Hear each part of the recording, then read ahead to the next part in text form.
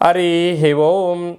మా ఛానల్కి స్వాగతం. చూస్తున్న వీక్షకులకు ప్రేక్షకులకు ప్రియ కాలభైరవ భగవద్బంధులకి స్వాగతం పలుకుతూ మమ్మల్ని ఎంతగానో ఆదరిస్తూ ఉండబడినటువంటి ప్రియ సోదర సోదరీమణులకు సనాతన ధర్మ సంరక్షకులకు జ్యోతిష్య అభిమానులకు స్వాగతం పలుకుతూ అందరిపైనను గణేష నిమజ్జన మహోత్సవ శుభాకాంక్షలు. గంగా తీరం వైపు వెళ్తున్నటువంటి గణపతి స్వామివారిని ఒక ఆశీస్సులు.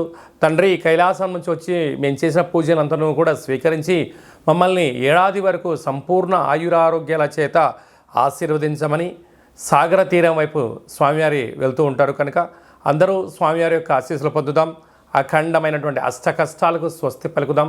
అష్ట ఐశ్వర్యం స్వాగతం పలుకుతాం. 16/9/2024 నుండి 30/9/2024 వరకు పుట్టినటువంటి వారందరికీ కూడా ముందస్తుగా జన్మదిన శుభాకాంక్షలు. గతంలో వివాహం చేసుకున్న వారికి వివాహ వార్షికోత్సవ శుభాకాంక్షలు. ద్వాదశ రాశుల్లో గ్రహ గమనాన్ని ఒకసారి వీక్షింపచేద్దాం. వృషభ రాశిలో దేవగురు బృహస్పతి శత్రుస్థానంలో సంచార స్థితి. మిథున రాశిలో కుజ భగవానుడు సంచార స్థితి. సింహరాశిలో బుధ భగవానుడు సంచార స్థితి. కన్యరాశిలో త్రిగ్రహ కూటమి రవి శుక్ర కేతు సంచార స్థితి.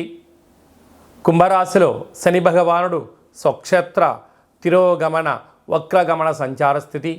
మీనరాశిలో రాహు సంచార స్థితిలో ద్వాదశ రాశుల్లో గ్రహ గమనాలు ఈ విధంగా ఉన్నాయి.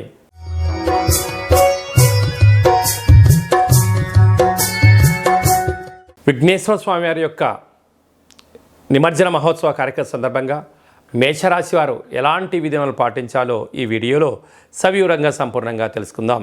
మేషరాశిలో ఏ నక్షత్రాలు వస్తాయంటే అశ్విని నక్షత్రంలో 4 పాదాలు, భరణి నక్షత్రంలో 4 పాదాలు, కృతికా నక్షత్రంలో 1 పాదం కలిపితే మేషరాశి అవ్వడం జరుగుతుంది.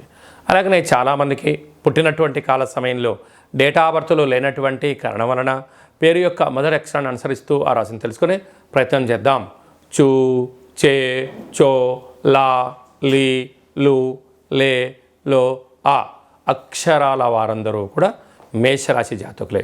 మేషరాశి యొక్క అధిపతి కుజ భగవానుడు కనుక విఘ్నేశ్వర స్వామి వారి యొక్క నిమజ్జన మహోత్సవ సందర్భంగా ఈ సంవత్సరం రాజుగారు కూడా కుజ భగవానుడే అవ్వడం వలన, రాశాధిపతి కూడా కుజుడు అవ్వడం వలన వీలైనంత వరకు స్వామివారికి ఎరుపు రంగు ప్రసాదం అంటే కేసరి కానీ మందార పుష్పాలతో అర్చన చేయడం కానీ, అదే కాకుండా కందిపప్పుతో కూడుకున్నటువంటి కుడుములను నైవేద్యంగా ఏర్పాటు చేయడం కానీ, అలాగే కందిపప్పుతో ఏర్పాటు చేసినటువంటి ఆ యొక్క ప్రమిదలను ఒక 7 ప్రమిదలను ఏర్పాటు చేసి 7 ఎర్రటి ఒత్తులు పెట్టి స్వామివారికి అర్చన అభిషేక ముగింపు మహోత్సవ కార్యక్రమంలో పాల్గొనడం వలన రుణ రోగ శత్రు సంపూర్ణమైనటువంటి జాతకంలో ఉండబడినటువంటి 1లో కుజుడు కానీ 2లో కానీ 4లో కానీ 7లో కానీ 8లో కానీ 12లో కానీ కుజ భగవానుడు సంచారం చేసినప్పుడు సకలమైన దోషాలన్నీ తొలగిపోయి అనుకున్న ఐశ్వర్యానికి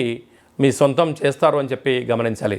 కనుక గణపతి స్వామి దగ్గర వీలైతే నవరాత్రులలో కానీ ముగింపు ఉత్సవ కార్యక్రమాల్లో ఈ కార్యక్రమం ఆచరింపజేసినట్లయితే అద్భుతమైన యోగం మీ సొంతం అవుతుందని చెప్పి గమనించాలి.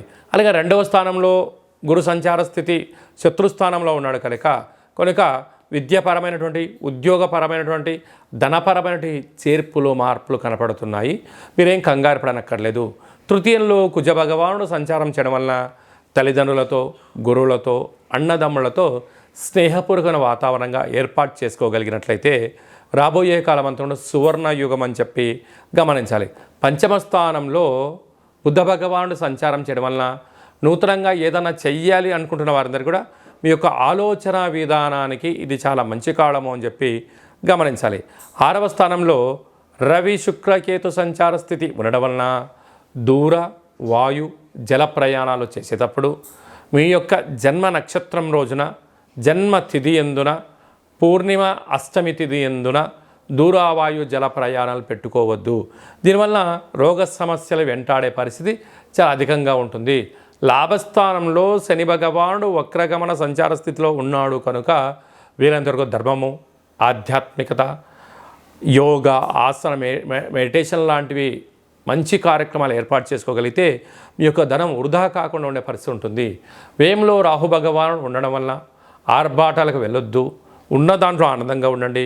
లేని దాని గురించి అపోహలకు వెళ్ళారా ఉండేది కూడా పోయే పరిస్థితి చాలా అధికంగా ఉంటుందని చెప్పి గమనించాలి. అలాగే నేను సాఫ్ట్వేర్ ఉద్యోగస్తులు, హార్డ్వేర్ ఉద్యోగస్తులు, సినిమా రంగాలు, అలాగే గృహ భవన నిర్మాణ కార్యక్రమం చేసేవారు, వ్యవసాయ సోదరీమణులు, స్వయం వృత్తులు చేసుకున్నటువంటి వారందరికీ పెద్దవారిని అంటే గతించినటువంటి వారి యొక్క స్మరణ, వారికి మీరు పెట్టేటువంటి కార్యక్రమాల వల్ల సర్వత్రా మీకు శ్రీరామ రక్ష అని చెప్పి గమనించాలి.